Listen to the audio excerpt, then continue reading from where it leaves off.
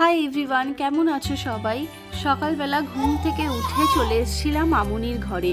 আর মামুনির ঘর থেকে না ফুল গাছগুলোকে খুব সুন্দরভাবে দেখা যায়। আর এই জবা গাছটা হচ্ছে আস্তে আস্তে, এই জবা গাছটা পুতুলের বাবা এনেছিল সেই কোচবিহার থেকে। এই সব দেখার পর্ব মিটে গেল। এবার এখন চলে এসেছিলাম রান্নাঘরে ব্রেকফাস্ট বানাতে, পরোটা আর আলু ভাজা। আর শ্বশুরমশাইয়ের জন্য বানিয়ে নিচ্ছিলাম রুটি।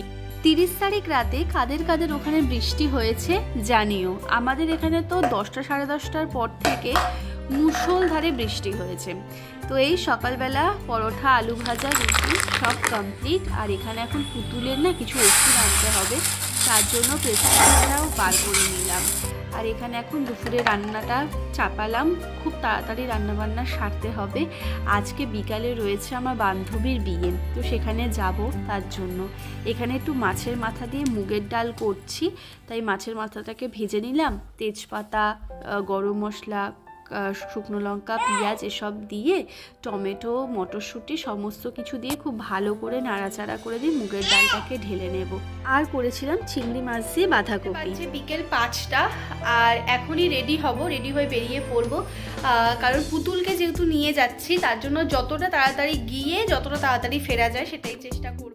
এই যে আমার স্কুল ফ্রেন্ড, ওর বিয়েতে আসার কথাই বলছিলাম। আর এখানে পুতুলকে দেখো, ওই যে গোলাপের পাপড়িগুলো পড়ে আছে, ওই নিয়ে বাবার সাথে খেলাধুলা করছে। এখানে এখন বিয়ের সব রিচুয়ালসগুলো এক এক করে কমপ্লিট হচ্ছে। তারপরে আমরা এখানে পুতুলকে নিয়ে একটু ছবি তুলে নিলাম। গতকাল সন্ধেবেলা ভীষণ ভালো কেটেছে, আর তোমাদের সাথেও ভিডিওটা শেয়ার করলাম। কেমন লাগলো জানিও, ভালো লাগলে লাইক করো। আর খুব শিগগিরই দেখা হচ্ছে অন্য একটা ভিডিওর সাথে। ততদিন তোমরাও ভালো